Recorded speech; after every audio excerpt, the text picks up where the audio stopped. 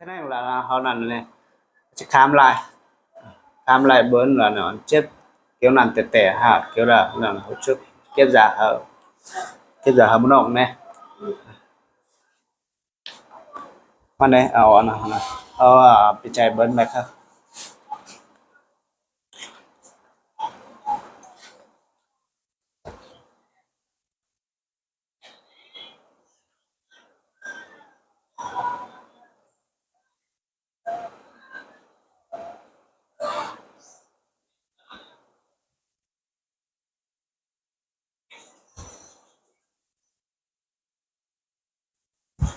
mình chết và là này thứ nhất là chết chết lừa tấn công, thứ hai là mình chết đi thứ xong là mình chết đi tin thứ ba hơi tin văn này, thứ ba thì mình thiếu anh này thiếu máu này thiếu lực này thiếu nặng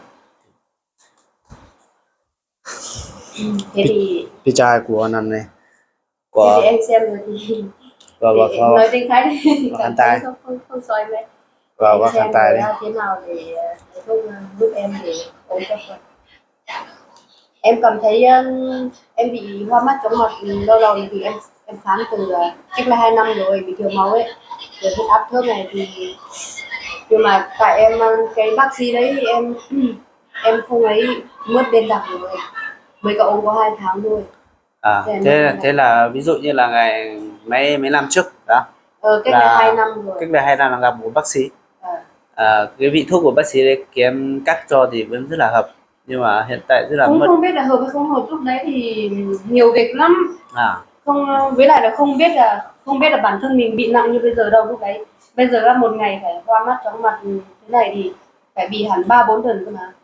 Ví dụ như thế này thôi mà đi bình thường không che nắng không có nắng nhưng mà đứng lên bình thường, ví dụ bây giờ đứng lên bình thường thôi, thế là bắt đầu một chừng mà 5-6 giây ấy, 5-6-7 giây ấy thì là cảm thấy nó mắt không nhìn thấy cái gì. Đây là không lo, vì anh có thể chứa rất là được nhiều người, như ví dụ thiếu máu ở tim van này, ví dụ thận này, vô sinh này, tử cung này, bị ngứa vòng kính nọ kia thì vẫn lấy. Bây giờ anh xem anh biết rồi thì anh sẽ không cho em. Thì để anh sẽ cắt cho chắc. Quê ở ngay bản nào? Ở sang nhà thì xem nào, em bình thường không ở nhà thì em cứ gửi đến huyện thủ chùa được rồi. Để xem em về nhà em lấy cái bưu điện địa chỉ ở đấy.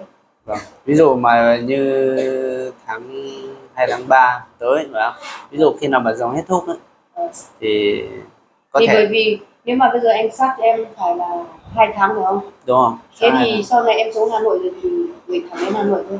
Vâng, của chùa của bạn. Khi nào mà vâng. Đấy nhé. Thì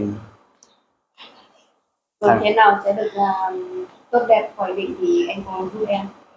Sau này lúc này không phải là ông 1-2 tháng đâu, em biết mà. Sau này em sẽ không như thế này đâu. Bởi vì cái da của em trước lên người ta xem rồi người ta bảo là vì cái thiếu máu này với lại là cái tử cung của em này rồi nó hại đến cả da của em mà. Đúng. Trước là da của em có như này đâu, 3 năm rồi cái da của em nó cứ như này đấy. Đúng không? Nó cứ sạm vào cái da này, trắng thì không phải trắng, đen thì không phải đen, vàng không phải vàng đấy. Đây là do cơ thể gây ra. Cơ thể gây ra, bởi vì em không biết bản thân em thiếu máu mà em đi khám nhiều lần rồi người ta bảo thiếu máu thì áp thấp. Chất nào đẹp thì do cơ thể da đẹp, cơ thể mà yếu thì người khả năng như là rất là yếu. Đây là nguyên nhân. Con người mình lắm lúc phải chữa trị mình, phải lo mình trước rồi lo người ta sau. Sức khỏe là quan trọng thì phải chữa chứ anh. Không có sức khỏe thì còn làm được cái gì. Vâng, thế nhá. Vâng, thế cảm ơn anh nhiều nhé. Vâng. Thế đi ăn lúc đầu uống lúc đầu đấy thì anh dạy em làm thế nào để cái thuốc đấy uống như nào một ngày. Khi nào thuốc đến thì em mới dẫn sang.